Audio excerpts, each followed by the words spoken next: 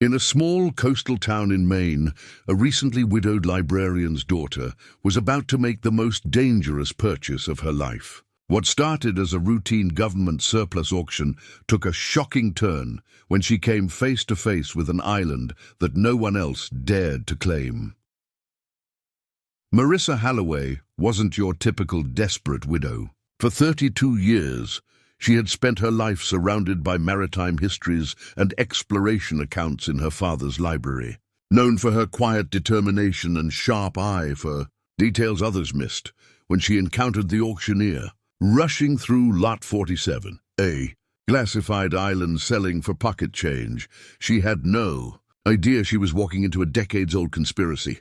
Marissa spent her last 75 cents on property that would lead to discoveries about time manipulation experiments that never truly ended. What began as a widow's gamble to escape her debts would become a confrontation with government agents, ghostly scientists, and machinery that fed on human consciousness. The town of Millhaven would never be the same after she exposed the truth about what Dr. Adrian Kell's research team had unleashed on Raven's Roost, and what was still running beneath the waves, waiting for its next caretaker. Before we jump back in, tell us where you're tuning in from. And if this story touches you, make sure you're subscribed, because tomorrow I've saved something extra special for you. The auctioneer's gavel struck wood with the finality of a coffin nail, and somehow, impossibly, I'd just spent my last 75 cents on an island that no one else in Millhaven, Maine, would touch with a 10-foot gaff hook. Lot 47. Classified island designation K7 goes to the lady in the blue coat, Harold Jameson announced, his voice carrying the weight of a man who had just witnessed someone step off a cliff. The crowd that had gathered for the government surplus auction turned to stare at me with expressions ranging from pity to outright alarm. I stood there in the town hall, holding my worn leather purse that now contained nothing but lint and regret, while the wealthiest folks in 3 counties shook their heads like they were watching a lamb walk into a slaughterhouse. Sterling Maddox, who owned half the fishing fleet and most of the good land between here and Bar Harbor, actually laughed out loud. "Marissa Halloway," he said, loud enough for everyone to hear. "I knew your husband was the practical one in that marriage, but Lord Almighty, I didn't know you'd lost your mind along with him." The barb hit its mark, as Sterling intended. Tom had been dead 8 months now, long enough for the sympathy casseroles to stop coming, but not long enough for people to stop treating me like broken china. But Sterling's mockery only strengthened my resolve. I had seen something in that hurried description of the island that everyone else had missed, something that made my hands shake as I counted my meager coins. The auctioneer had rushed through the lot, listing like a man trying to swallow medicine. 15-acre island, formerly designated military research facility, cleared for civilian ownership, all buildings and structures included. Buyer assumes all risks and liabilities. Most people heard the words military and risks and immediately looked away.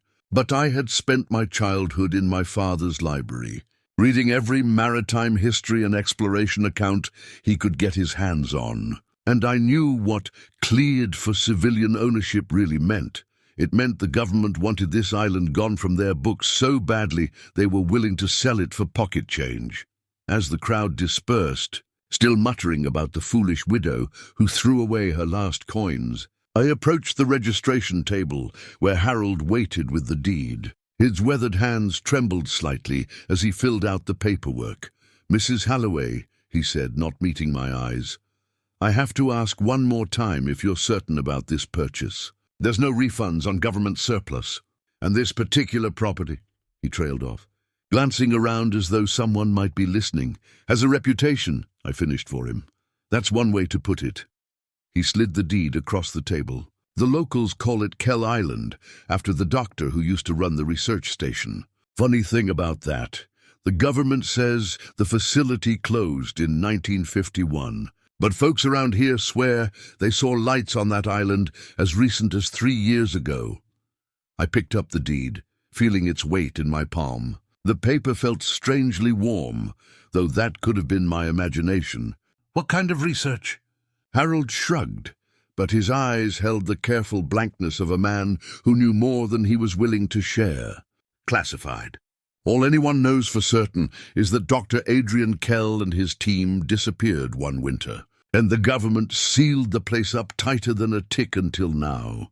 Behind me, I heard Margaret Duval clear her throat. Mags ran the Anchor Inn, the only decent lodging within 20 miles of the harbour, and she had the sharp eyes of someone who collected secrets like some people collected stamps. Harold Jameson, she said, her voice carrying the authority of a woman who had raised 5 sons and buried 2 husbands. You stop trying to frighten the poor girl. What's done is done. She turned to me with a smile that didn't quite reach her eyes. Mrs. Halloway, you'll be needing a place to stay while you figure out what to do with your island.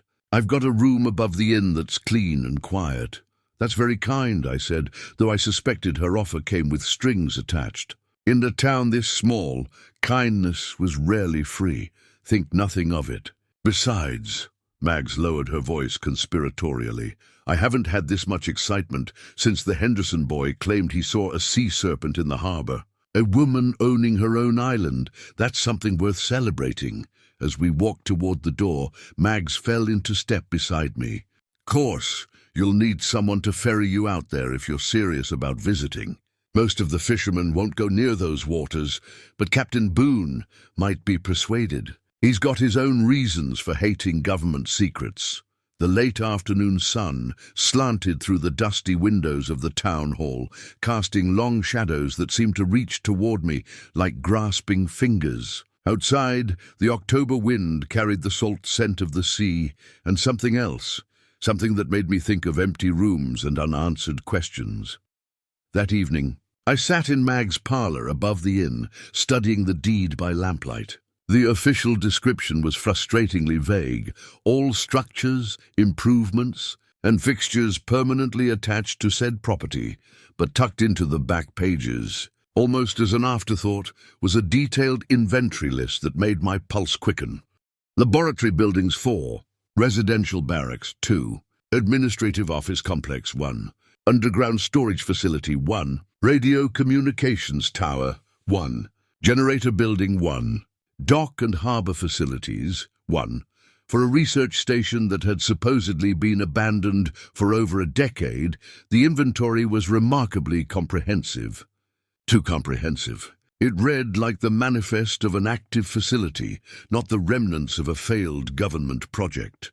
A soft knock interrupted my thoughts. Mags entered with a steaming cup of coffee and the expression of someone who had been wrestling with her conscience. I've been thinking about what Harold said today, she began, settling into the chair across from me. About the lights on your island. You've seen them.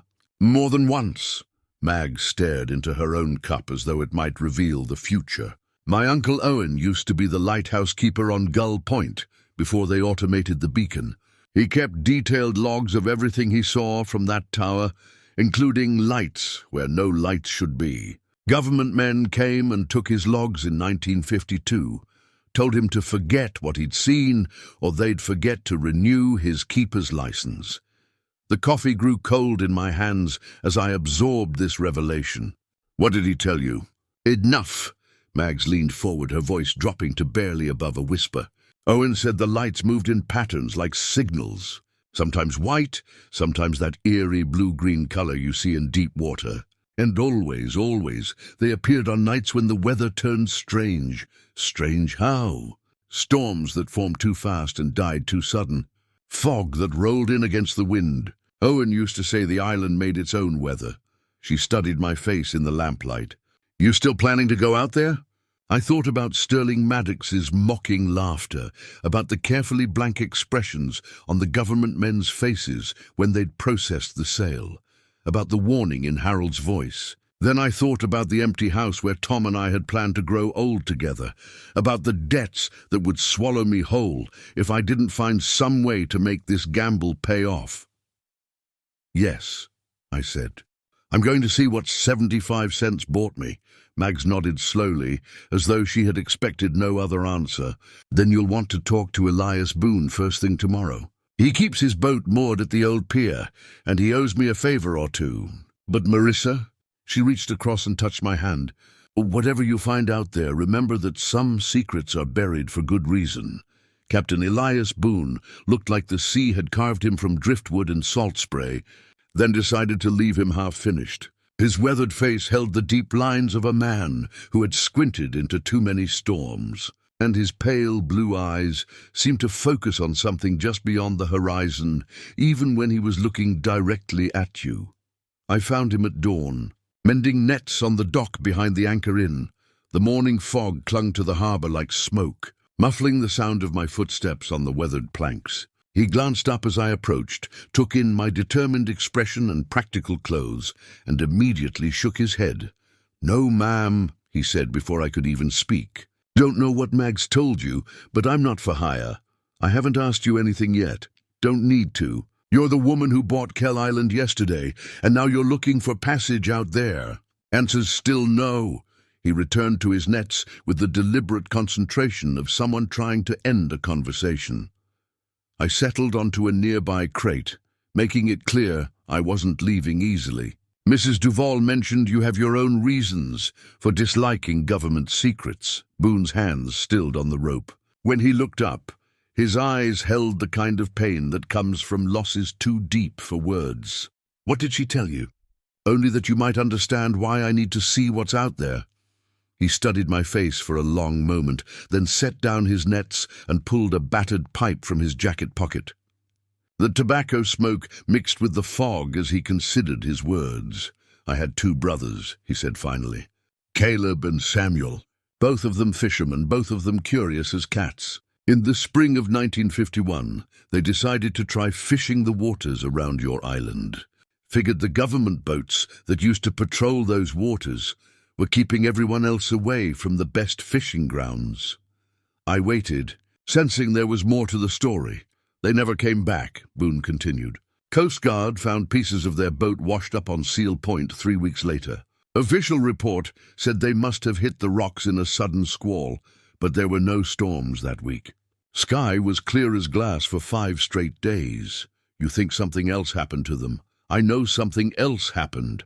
He pointed toward the mouth of the harbour, where the fog obscured everything beyond the breakwater. "That island sits in water that should be 30 feet deep, but the fish avoid it like poison. Birds won't fly over it. And on certain nights, when the wind's just right, you can hear sounds carrying across the water that don't belong to any natural thing." Despite my determination, a chill ran down my spine. "What kind of sounds?"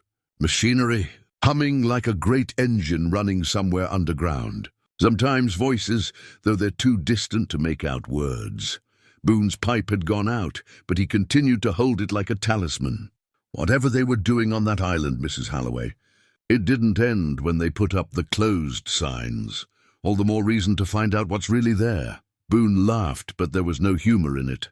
"You remind me of my brothers. Same stubborn streak, same belief that every mystery deserves solving."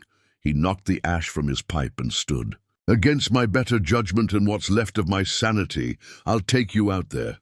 But I won't set foot on that island, and I won't wait around while you explore. You want off, you signal from the dock and pray I see it before something else does." 20 minutes later, we were pushing through the fog in Boone's fishing boat, the Mary Catherine. The engine coughed and wheezed like an old man climbing stairs, but the hull cut through the gentle swells with the confidence of a vessel that knew these waters intimately. As we cleared the harbour mouth, the fog began to thin, revealing a grey October morning that seemed leached of colour. The mainland fell away behind us, becoming first a dark line, then merely a suggestion of land on the horizon. Ahead, the sea stretched empty and restless. "There," Boone said, pointing toward a smudge of darkness that gradually resolved into the outline of an island. "Kell Island!" though the old charts call it Raven's Roost, on account of the birds. As if summoned by his words, a flock of ravens appeared from nowhere, circling the boat in a perfect spiral. Their cries were harsh and unnatural, almost like voices calling in a language I couldn't understand. They flew in formation with a precision that made my skin crawl, Ravens don't usually fly in flocks, I observed. Those aren't usual ravens, Boone muttered. Been acting strange ever since the government people arrived back in 48. Sometimes you see them flying in patterns, like they're following orders. The birds wheeled around us once more, then streamed toward the island in a perfect V formation. As they disappeared into the distance, an unnatural quiet settled over the water. Even the engine seemed to run more softly, as though sound itself was being muffled. "Weather's changing," Boone announced. Though the morning had seemed perfectly clear moments before, I looked up to see clouds gathering with impossible speed, rolling in from the west, like grey cavalry charging across the sky. The temperature dropped noticeably, and the wind picked up, setting the boat to rocking in suddenly choppy seas. "Squall coming in fast," Boone said, his hands tightening on the wheel. "This is what I was talking about. Weather around that island doesn't follow natural patterns." Lightning flickered in the approaching clouds, and thunder rumbled in the distance. But as we drew closer to the island, something strange happened. The storm seemed to curve around us, passing to either side like water around a stone. Within minutes, we found ourselves in an envelope of perfect calm, while lightning continued to flash on the horizon. "Sweet Jesus," Boone whispered. "In 30 years on these waters, I've never seen anything like that." The sudden stillness was more unsettling than the storm had been. The sea lay flat as glass, reflecting the turbulent sky like a dark mirror. The only sound was our engine and the gentle lapping of water against the hull. Ahead, Kell Island rose from the calm waters like something from a fever dream. Dense pine forest covered most of its surface, but I could see buildings scattered among the trees, white structures that seemed far too intact for a facility abandoned over a decade ago. At the island's highest point, a radio tower stretched toward the grey sky, its red warning lights blinking in steady rhythm. "Those lights shouldn't be working," Boone said, following my gaze. "No power lines run to that island." As we approached the dock, I could see that it too was in remarkably good condition. The wooden planks showed no signs of rot, and the metal fixtures were free of rust. A path led from the dock into the forest, disappearing among the trees with the inviting quality of a well-maintained trail. "Something's not right here," Boone muttered as he maneuvered the boat alongside the dock. "This place should be falling apart by now, but it looks like someone just finished building it." I gathered my bag and prepared to disembark, trying to project more confidence than I felt. The ravens had returned, perching in the trees that overhung the dock. They watched us with bright black eyes, perfectly silent and perfectly still. "You sure about this?" Boone asked one final time.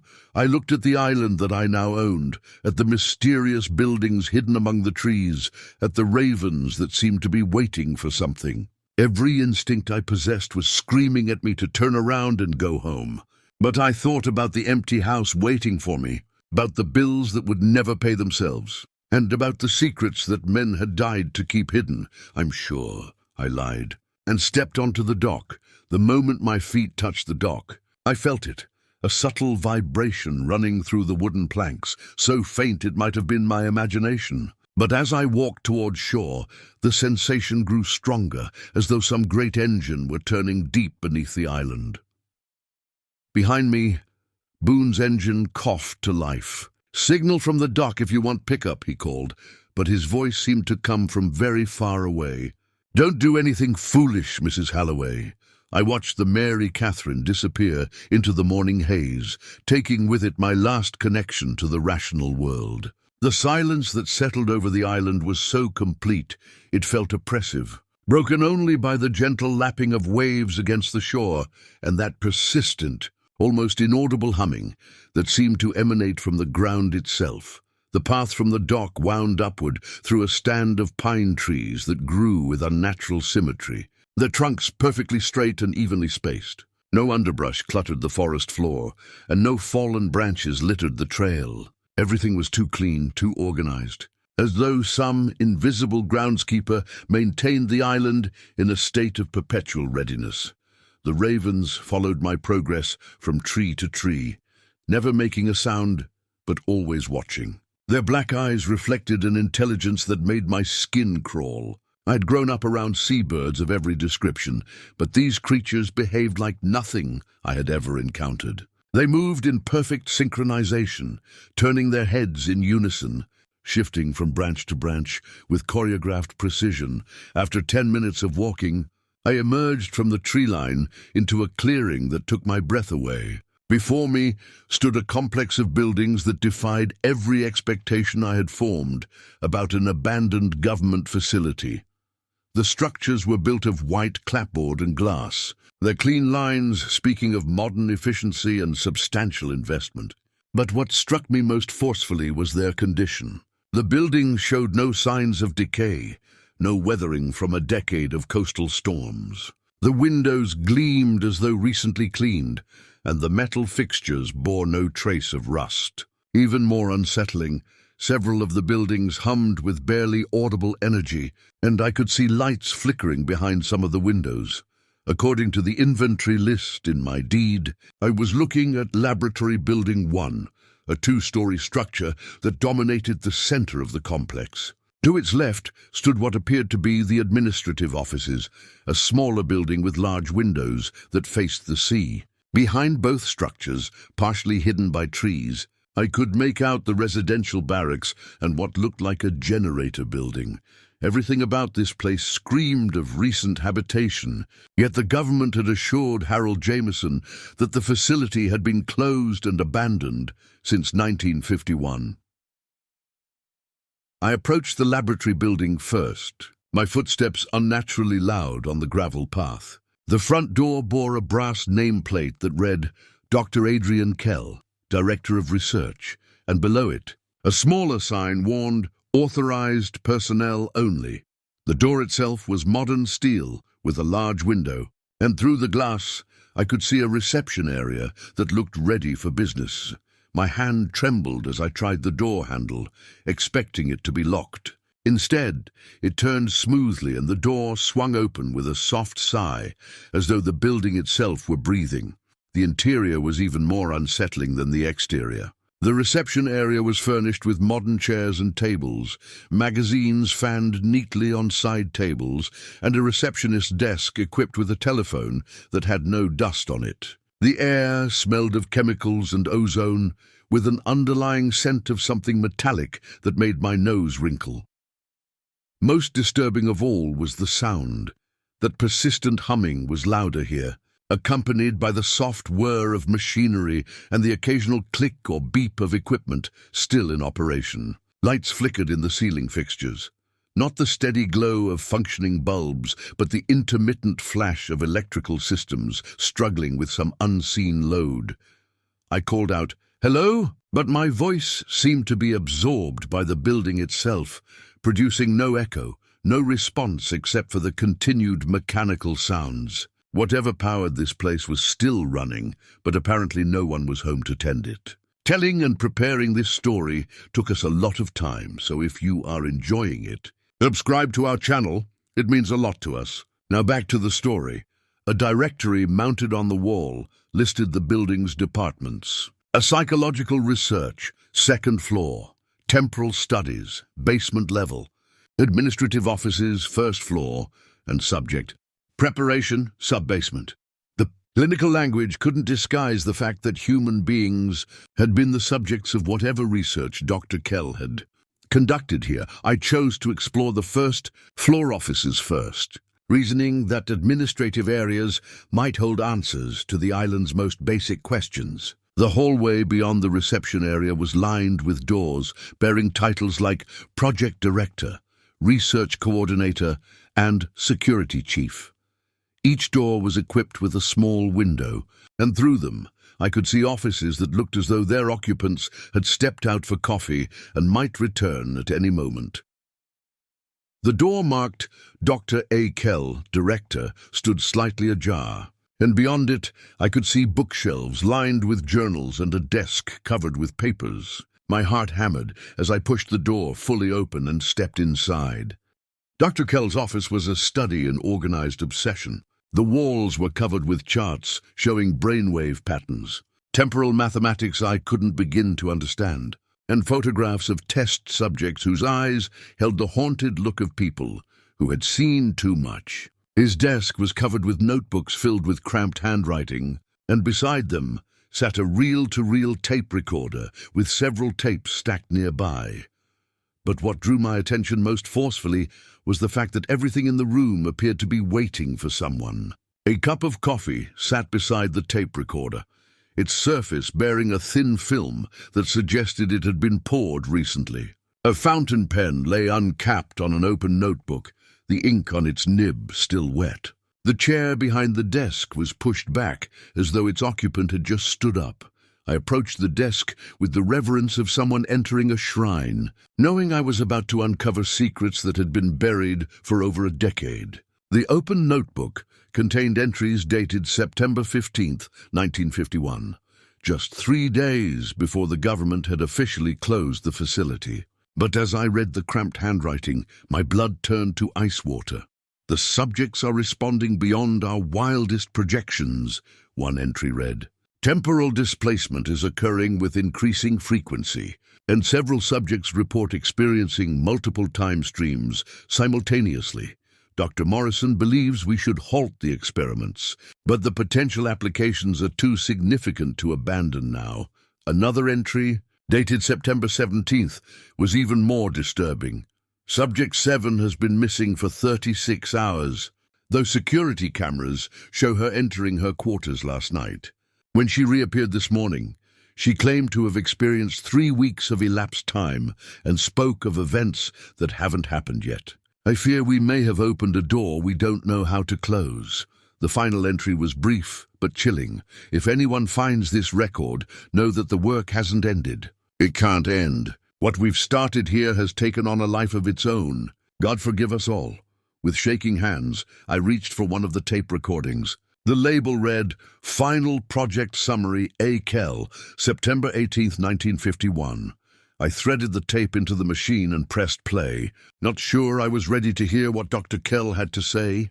The tape began with the sound of machinery in the background and a man's voice. Cultured and tired, speaking directly into the microphone. "This is Dr. Adrian Kell, recording what I fear will be my final project summary. The experiments in temporal manipulation have achieved success beyond our initial parameters, but that success has become our greatest nightmare. We have learned to bend time itself, to create windows between past and future. But we have lost control of the process." The voice paused, and I could hear something moving in the background, footsteps that seemed to echo from multiple directions at once. The subjects are no longer wholly present in our time stream. They exist partially in past and future iterations of themselves, experiencing memories that haven't happened yet and forgetting events that occurred moments ago. We have broken something fundamental about the nature of reality on this island, and I fear the effects are permanent." Another pause, longer this time, filled with sounds I couldn't identify, whispers that might have been wind, or voices, or something else entirely. If you're hearing this recording, it means the island has called you here just as it called me. The work continues whether we direct it or not. The machinery runs itself now, drawing power from sources we never intended and maintaining experiments we can no longer control. I pray that whoever finds this has the wisdom to leave immediately, but I suspect that, like me, you'll find that the island doesn't easily let go of those it has chosen. The tape ended with a burst of static, leaving me alone in the silent office with my racing heart and the terrible knowledge that nothing about this place was what it appeared to be. Outside the windows, the ravens had multiplied, covering every visible tree branch. They sat in perfect rows, hundreds of black eyes focused on the building where I stood. As I stared back at them, I realized with growing horror that they weren't just watching me. They were waiting for something, with the patience of creatures that existed outside normal time. Whatever Dr. Kell and his team had started here was still running, still growing, and I had just walked directly into its web. The humming beneath my feet grew stronger, and somewhere in the building, a door slammed shut with finality that seemed to seal my fate. The silence that followed Dr. Kell's recorded voice felt alive with possibility and threat. I sat in his chair, surrounded by the detritus of a brilliant mind that had ventured too far into forbidden territory and tried to process what I had just heard. The coffee cup beside the tape recorder was still warm. That single detail hit me like a physical blow. Warm coffee in an office that had supposedly been abandoned for over a decade. I touched the cup's rim with trembling fingers, and the porcelain was indeed warm, as though someone had poured it moments before my arrival. The implications made my head spin. Either someone was maintaining this facility in secret, or something far stranger was happening on this island. I turned my attention to the notebooks scattered across Kell's desk, each one filled with increasingly erratic handwriting that documented a descent into scientific obsession. The early entries, dated from 1948, described conventional psychological research, studies on perception, memory, and consciousness that wouldn't have seemed out of place at any university. But as the months progressed, the research took increasingly bizarre turns. Subjects report experiencing vivid memories of events that have not yet occurred, read one entry from March 1950. Dr. Morrison suggests this is merely confusion brought on by the temporal displacement exercises. But Subject 12 provided detailed descriptions of a fire that occurred in the village 3 days later, down to the color of the fire chief's suspenders. Another notebook contained diagrams that hurt to look at, geometric patterns that seemed to shift when I wasn't looking directly at them, accompanied by mathematical equations that described the relationship between consciousness and time. The handwriting here was different, more urgent, with frequent crossouts and additions crammed into margins. The machine works by creating resonance between the subject's brainwaves and the natural electromagnetic field of the island, one passage explained. The limestone bedrock acts as a natural amplifier, allowing us to project consciousness forward or backward along the timeline. But we've discovered that the process is not entirely controllable. The island itself seems to influence the results. I found a leather journal that appeared to be Kell's personal diary, separate from his official research notes. The entries here revealed a man increasingly consumed by doubt and terror at what his work was unleashing. October 15th, 1950, the subjects are changing. Not just their minds, but their physical forms. Subject 7 aged 10 years in the span of a week, while Subject 12 appears to be growing younger. When I questioned her about her childhood memories, she spoke of events that occurred after she was brought to the island. The boundary between past and future is dissolving. December 3rd, 1950, found Morrison in his quarters this morning speaking to someone who wasn't there. When I asked whom he was addressing, he looked at me with pity and said, "Can't you see her? She's standing right next to you." There was no one else in the room, but I felt a cold presence at my shoulder that made my skin crawl. The final entries were barely legible, the handwriting deteriorating into desperate scrawls. March 18th, 1951. The machinery runs itself now. We shut down the generators 3 days ago, but the equipment continues to operate. The island is powering the experiments through means we don't understand. God help us. We've created something that feeds on time itself. I reached for another tape. This one labeled Personal Log, Final Entry. As the reel began to turn, Kell's voice emerged from the speakers. But it sounded different now, older, more strained, as though he was speaking from a great distance.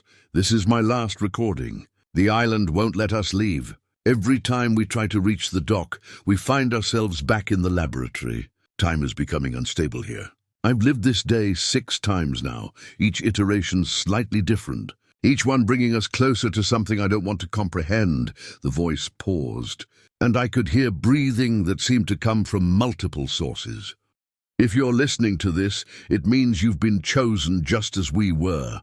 The island calls to certain minds, draws them here to continue the work. You'll tell yourself you came by chance, that you're just curious, but deep down you'll know the truth. This place needs caretakers, and it's very particular about who it selects." A sound in the background made me freeze. Footsteps in the hallway, slow and deliberate.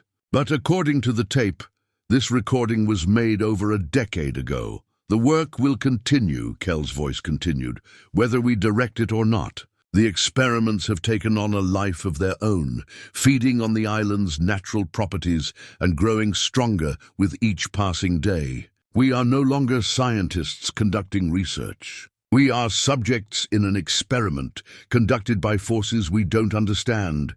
The footsteps in the recording grew louder, and impossibly, I could hear identical footsteps in the hallway outside the office. My blood turned to ice as I realized that the sounds from the past and the sounds in the present were perfectly synchronized. Kell's voice became urgent, almost pleading. Leave while you still can. Don't let curiosity overcome survival. The island will show you wonders beyond imagination, but the price is your freedom to choose your own path through time. We are all ghosts here now, living the same moments over and over, unable to— The tape cut off abruptly, just as the footsteps outside the door stopped. In the sudden silence, I could hear my own rapid breathing and the persistent humming that seemed to emanate from the very bones of the building. But there was something else now, a presence in the hallway, waiting just beyond the door. I forced myself to stand, to walk to the office door and peer through its small window into the corridor.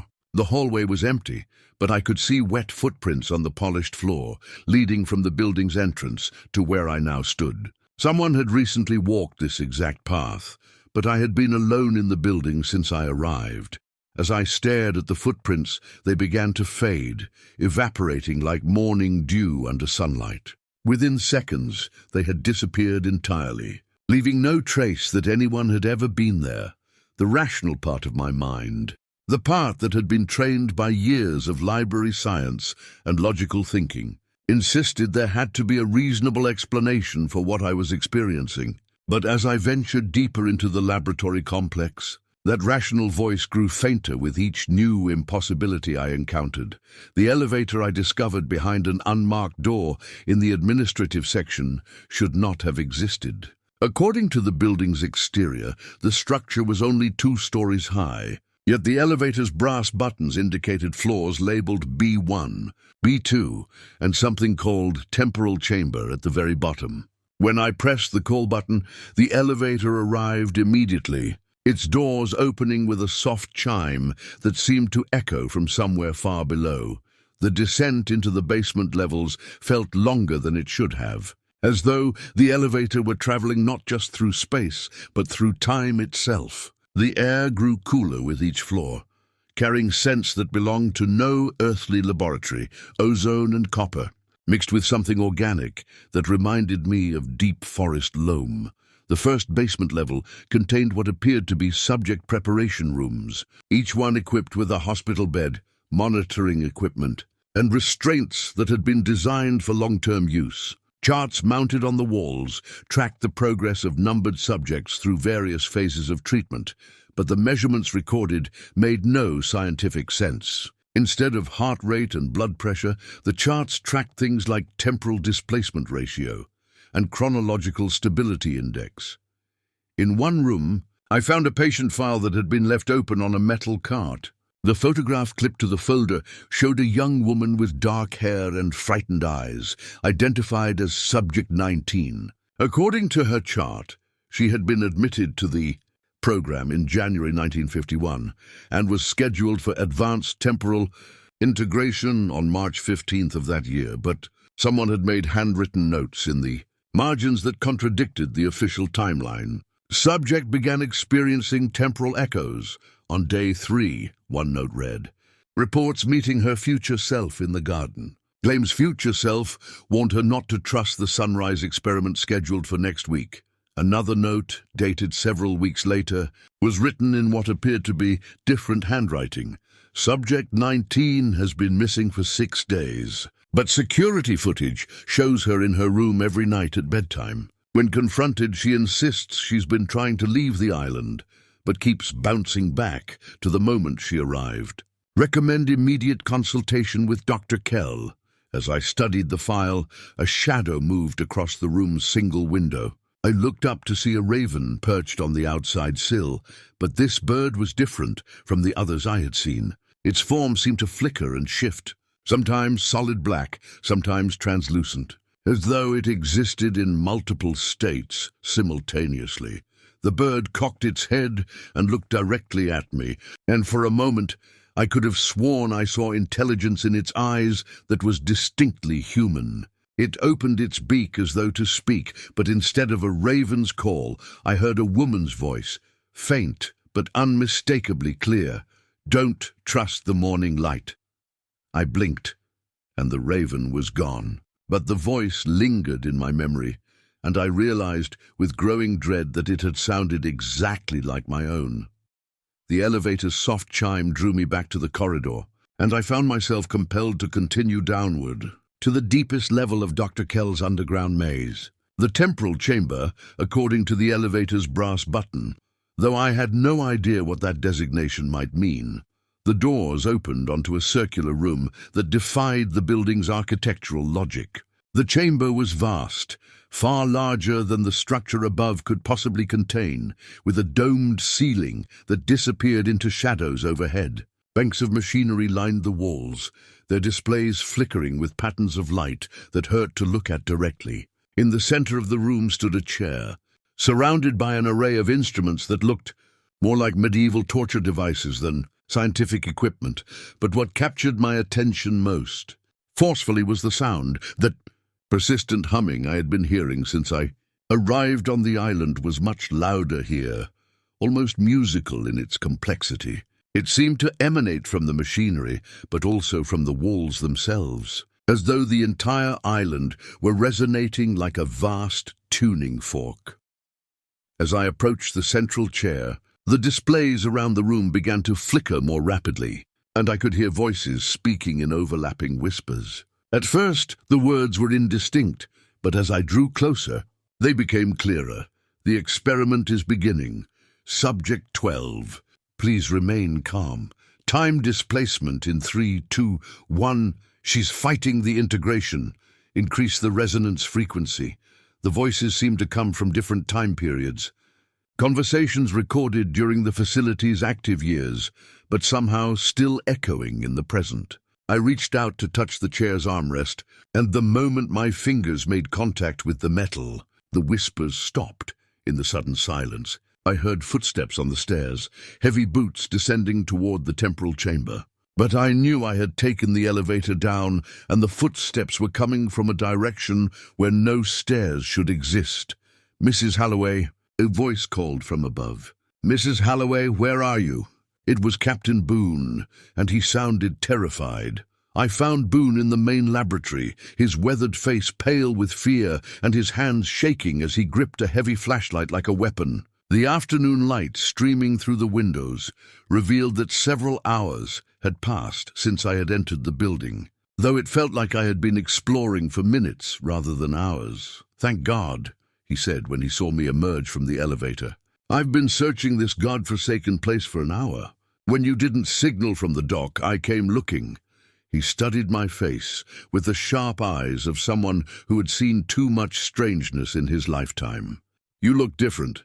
Older somehow." I caught my reflection in one of the laboratory windows and saw that he was right. The woman looking back at me had deeper lines around her eyes and grey streaks in her hair that hadn't been there that morning.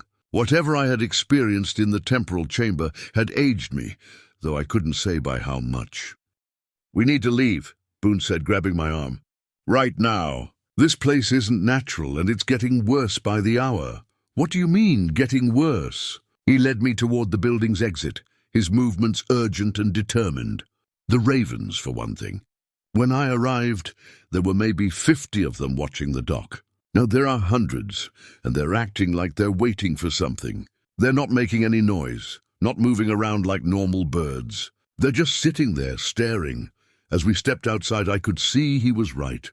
Every visible tree branch was covered with ravens, their black forms creating an almost solid wall of feathers and eyes. They tracked our movement with perfect synchronization, thousands of beady eyes following our progress across the compound. "That's not the worst of it," Boone continued, pulling me toward the forest path. "While I was looking for you, I saw lights in the other buildings. Not electric lights, something else. Blue-green glow that moved around inside like there were people working in there. Did you see anyone? That's the thing. I looked through the windows, but the rooms were empty. The light was moving around on its own, sometimes taking shapes that looked almost human, but there was nobody there casting shadows. We reached the edge of the forest, and Boone stopped abruptly. "Mrs. Halloway, I need you to listen to me very carefully. This island killed my brothers, and it's trying to kill you too. Whatever they were doing here didn't stop when the government closed the place down. It's still running, still growing stronger, and it's using people like you to feed itself. People like me. Curious people. Smart people who can't leave a mystery alone." His voice carried the weight of old grief and fresh fear. My brothers were the same way. Always had to know what was over the next hill, around the next bend. That curiosity is what brought them to these waters, and it's what got them killed.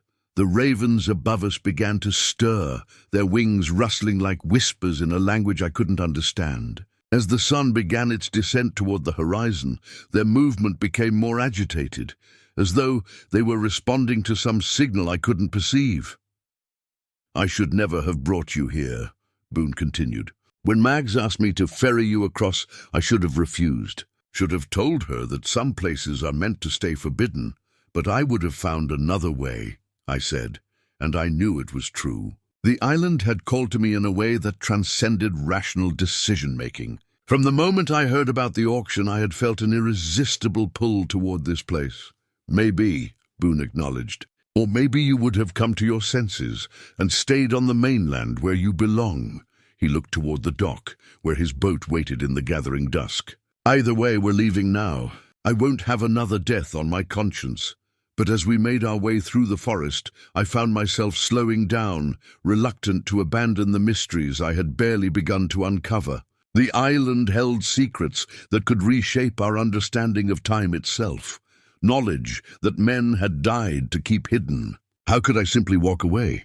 "I can't leave yet," I said, stopping on the path. "There's too much I haven't learned. Too many questions that need answers." Boone turned to face me, his expression a mixture of exasperation and desperation. Questions like what happened to Dr. Kell and his research team, like what those machines in the basement are really doing. "Mrs. Halloway, some questions are better left unanswered, but what if the answers could help people? What if Dr. Kell discovered something that could benefit humanity? And what if he discovered something that could destroy it?" Boone shot back. "Look around you. Does this place strike you as the result of beneficial research? Those ravens aren't natural. The way time behaves here isn't natural. Whatever Kell and his people unleashed, it's been growing stronger for over a decade, and it's hungry for more." As if to emphasize his point, the ravens suddenly took flight in perfect unison, their wings creating a sound like thunder. They circled overhead in a vast spiral, their formation so precise it looked choreographed. But instead of flying away, they settled back onto the branches, closer to the path than they had been before. "They're herding us," Boone whispered, "trying to keep us from reaching the dock." I looked up at the thousands of black eyes staring down at us and realized he was right. The birds had positioned themselves to block our path to the shore, leaving only one clear route, back toward the laboratory complex. "Even if we make it to the boat," Boone continued, "I'm not sure we can get off this island. The whole time I was searching for you, I felt like I was being watched. Not by the ravens, but by something else. Something that doesn't want us to leave." The sun was setting now, painting the sky in shades of orange and red that seemed too vivid, too intense for natural light. As darkness gathered among the trees, I began to see what Boone had described, blue-green lights moving through the buildings behind us, casting shadows that moved independently of any visible source. "One night," I said finally. "Give me one night to document what I've found. In the morning, I'll come with you." Boone stared at me, as though I had suggested dancing on my own grave.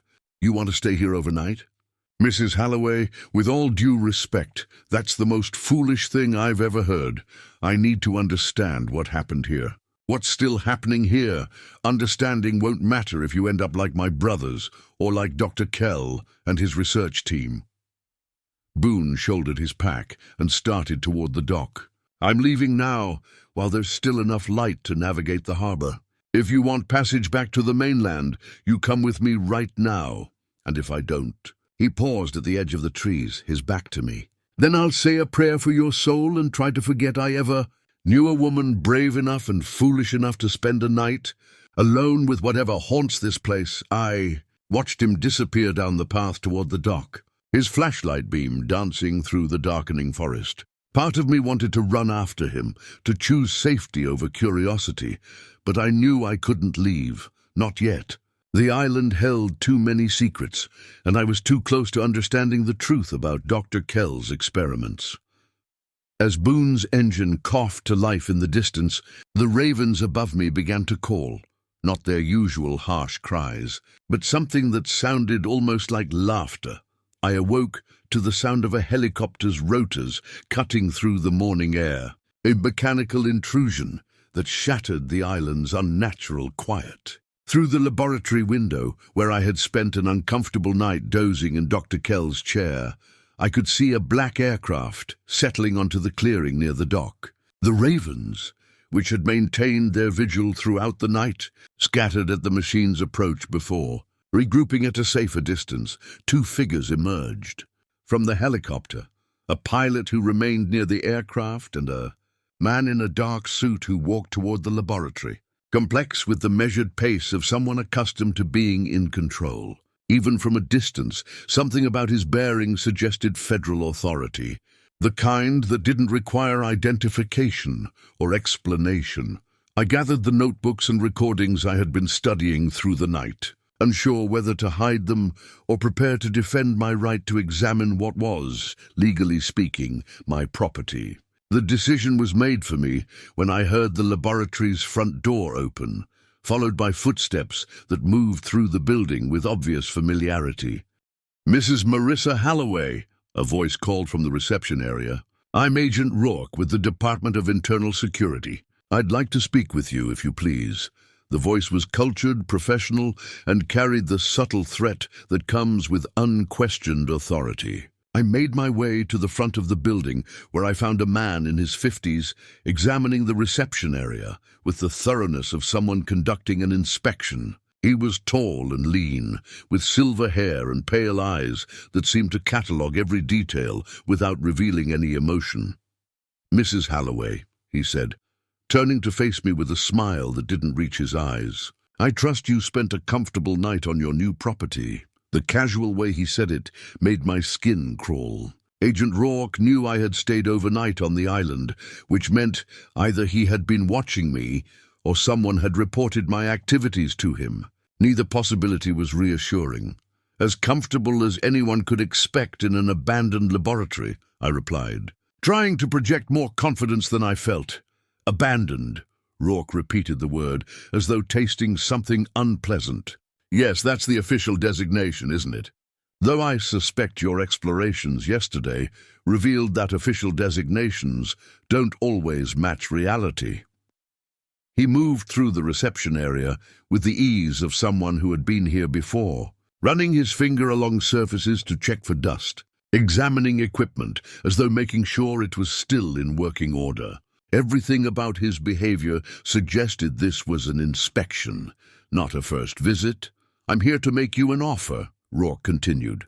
"The federal government is prepared to purchase this property from you at a substantial profit. $10,000 cash for a 75-cent investment.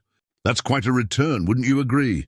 $10,000 was more money than I had ever seen at one time, enough to pay off Tom's medical debts and start fresh somewhere far from Maine's gossip-filled small towns. But the speed of the offer and the fact that a government agent had appeared on my island less than 24 hours after I claimed it suggested that this place was worth far more than $10,000. "That's very generous," I said carefully, "but I'm not ready to sell. I've barely had time to explore what I purchased."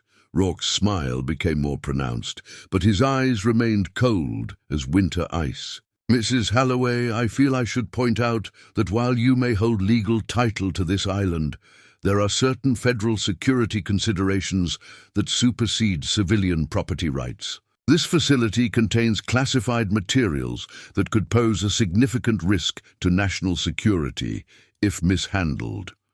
What kind of classified materials? The kind that requires special clearance to discuss, which you don't possess.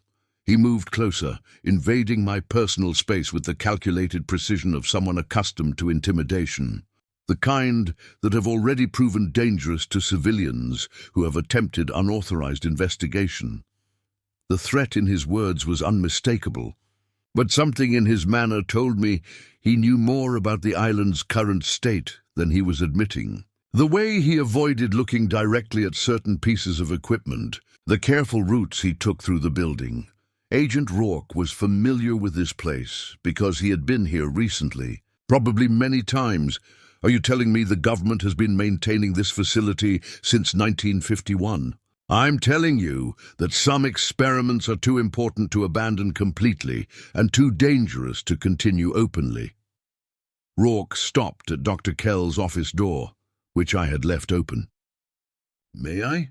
Without waiting for permission, he entered the office and surveyed the chaos of notes and recordings I had left scattered across the desk. His expression revealed nothing, but I noticed his hands clench slightly when he saw the tape recorder.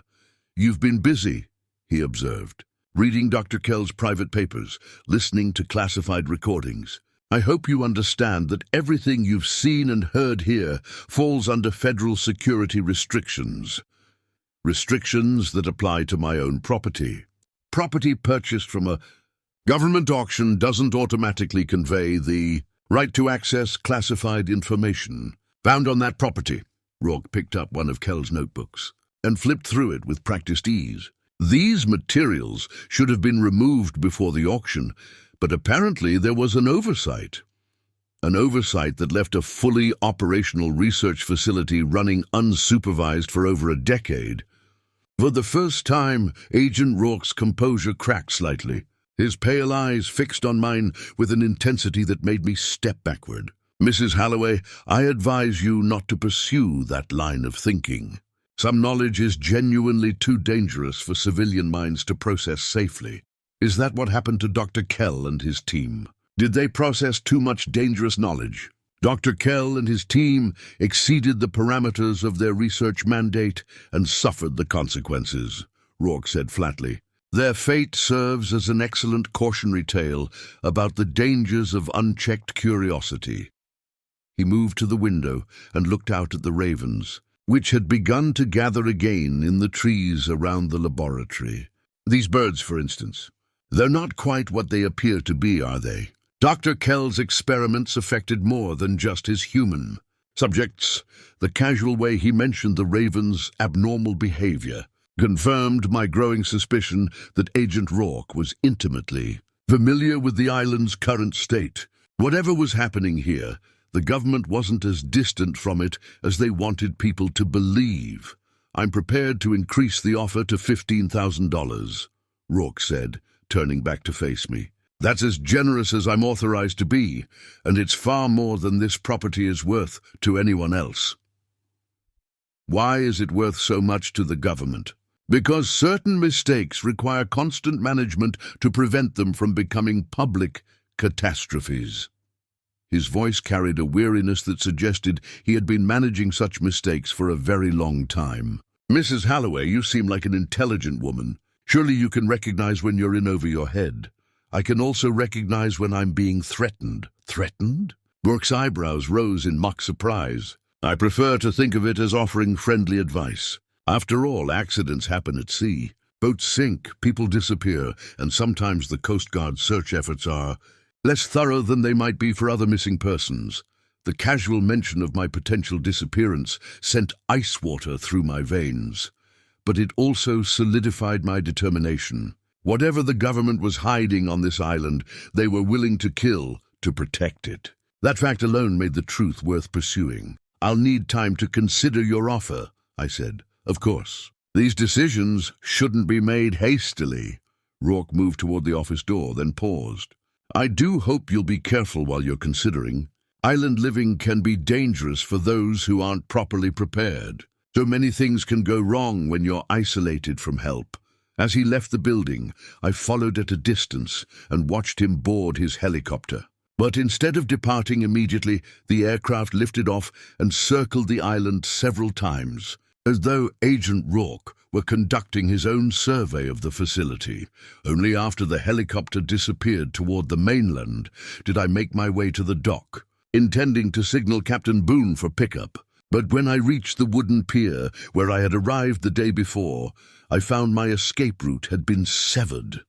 The dock's electrical system, which had been functioning perfectly when I arrived, was now a tangle of cut wires and smashed components. The navigation lights that would have allowed Boone to find the dock in darkness had been systematically destroyed. Agent Rourke had trapped me on the island as effectively as if he had imprisoned me in a cell.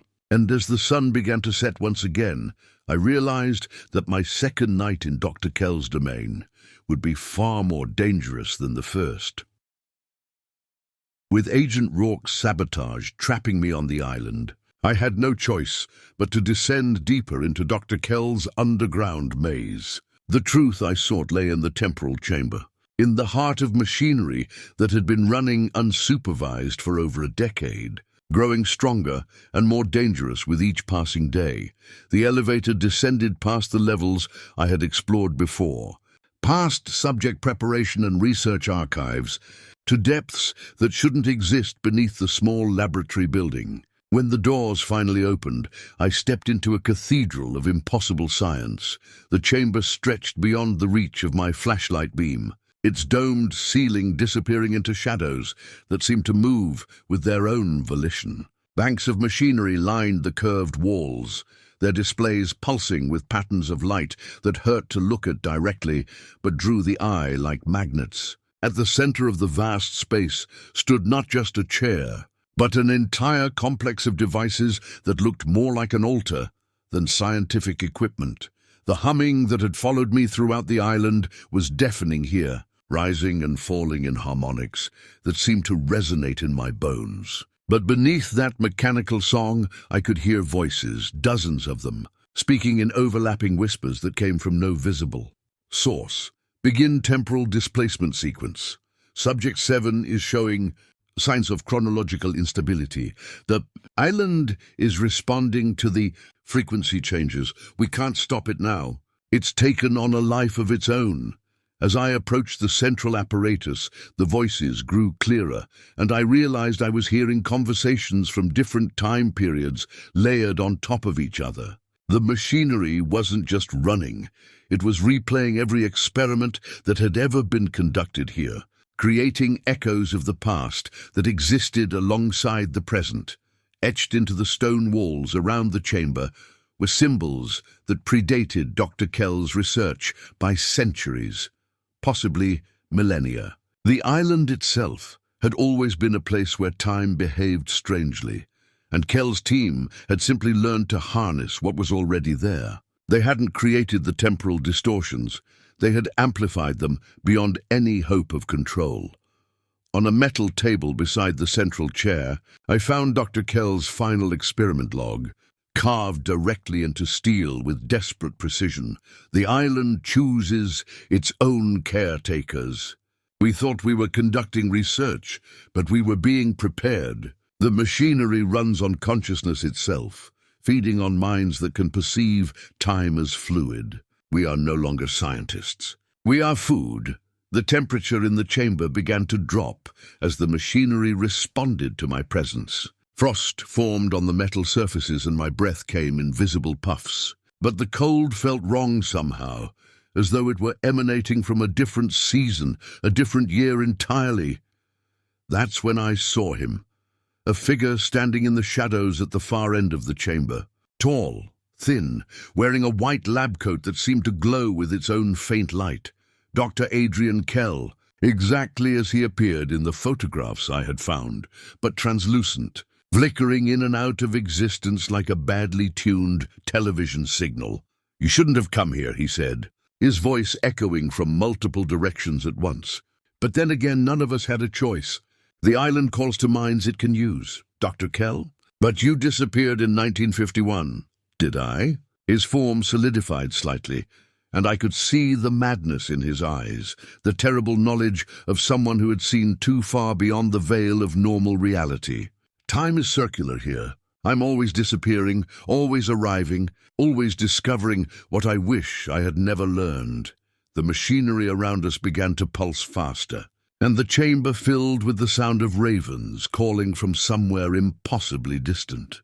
Through the stone walls I could hear footsteps, heavy boots and military cadence that meant Agent Rourke had returned with reinforcements. "They're coming for you," Kell whispered, his image beginning to fade, "just as they came for us.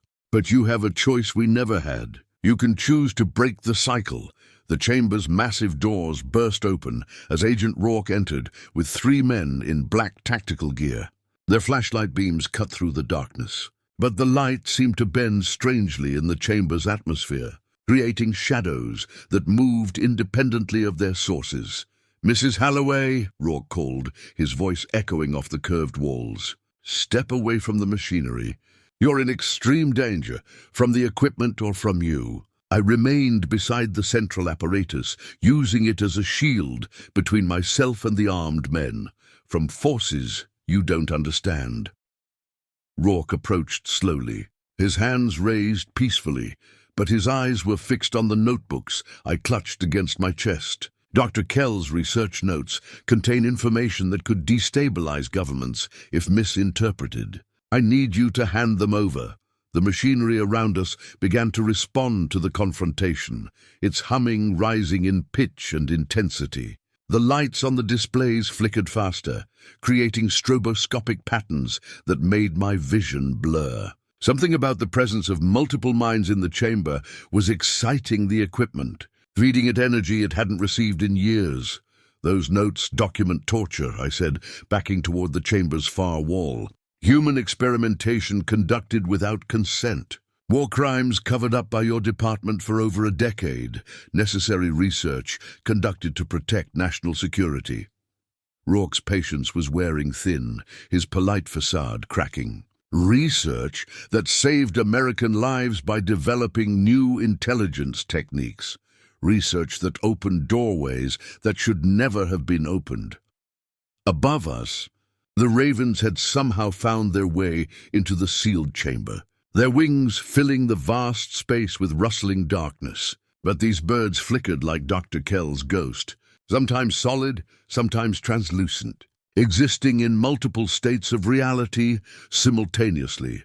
The temperature plummeted as the machinery overloaded, frost covering every surface in seconds. The tactical team's weapons began to malfunction in the extreme cold, their electronic components failing as electromagnetic distortions filled the chamber. "The island won't let you take the truth away again," I said, surprising myself with the certainty in my voice. "It's been waiting for someone to finally expose what happened here." Rourke lunged forward, desperate to reach me, before the situation spiraled further out of control. But as he crossed the chamber's center, the machinery reached a critical threshold. Reality itself seemed to hiccup, time folding back on itself like a piece of paper being creased. For an instant, I saw the chamber as it had been during its active years, filled with researchers in white coats, subjects strapped to monitoring equipment, screens displaying incomprehensible data about the nature of time and consciousness. Dr. Kell stood at the central controls, young and confident, unaware of the horror he was about to unleash.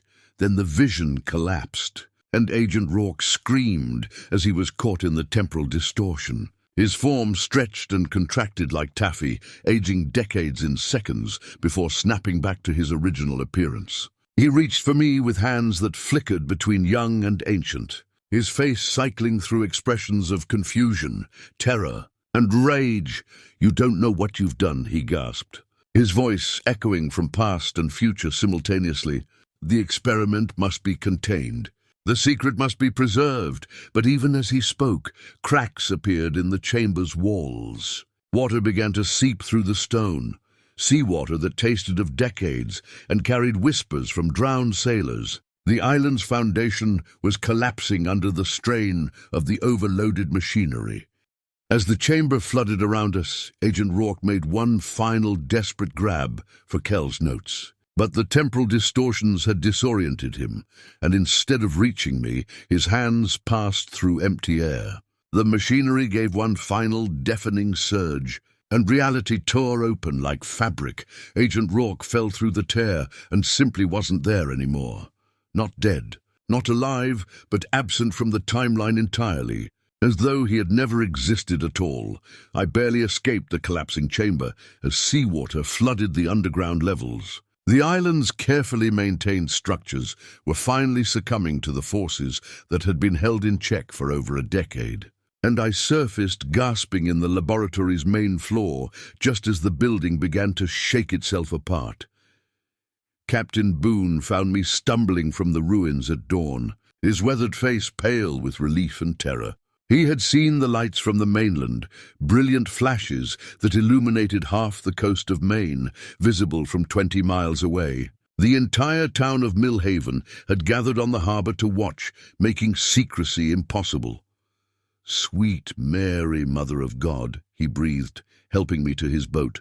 The whole island lit up like the 4th of July. We could see it clear from the church steps. Behind us, the laboratory complex was collapsing into sinkholes that opened like wounds in the earth. The ravens circled overhead one final time, their calls carrying across the water with an almost celebratory sound, before dispersing toward the mainland in streams of black wings. "What happened out there?" Boone asked as we cleared the harbor. I looked back at the island, where buildings that had stood impossibly intact were finally surrendering to time and tide. Steam rose from the wreckage as hot machinery met cold seawater, creating clouds that reflected the sunrise in impossible colors. "The truth," I said simply. Finally, by the time we reached Millhaven's dock, half the town was waiting for us. Margaret Duval stood at the front of the crowd, her sharp eyes taking in my bedraggled appearance and the notebooks I still clutched against my chest. "The government men came looking for you yesterday evening," she said quietly. "Wanted to know when you'd be back, where you were staying. I told them I had no idea where you'd gotten to." Agent Rourke's associates waited near the harbormaster's office, but they maintained their distance as the townspeople crowded around me. Whatever authority they might have wielded in private was useless against public witness. "Tell us what you found," Mag said, her voice carrying the authority of someone speaking for the entire community. "Tell us what our government was really doing on that island." So I did. Standing on the dock with Dr. Kell's notebooks as evidence, I told them about the temporal experiments, about subjects who had been tortured in the name of science, about machinery that still ran in hidden chambers beneath the sea. I spoke of ravens that existed in multiple times simultaneously, of a brilliant scientist who had become trapped in his own discovery, and of federal agents who would kill to keep the truth buried. The government men listened from their safe distance, but they made no move to silence me. Too many people had witnessed the island's final collapse. Too many voices were ready to spread the story. The secret that had been kept for over a decade was finally beyond their ability to contain. As the sun climbed higher, I looked back toward the waters where Kell Island had stood. The morning light revealed only empty ocean, as though the island had never existed at all.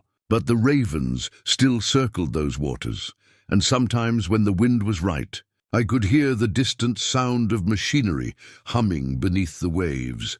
I had spent 75 cents on an island that no one else dared to claim. And in return, I had learned that some truths are worth any price. The government never offered to buy my silence again, perhaps understanding that some secrets, once exposed to daylight, can never be buried again. But on quiet nights, when the fog rolls in from the east, I sometimes hear Dr. Kell's voice carried on the wind, warning future explorers about the price of curiosity and the danger of doors that should never be opened. The island chose me to tell its story, and now that story belongs to everyone. The ravens still watch from the harbor sometimes, and I watch them back, remembering that courage and truth can triumph over even the darkest secrets. But the cost of victory is measured in more than money. It's measured in the willingness to look into the abyss and trust that something good might look back. Up next, we have 2 more incredible stories that are waiting for you. Just click the image you want to watch and it will take you there. If you enjoyed this video, make sure to subscribe. It would mean a lot.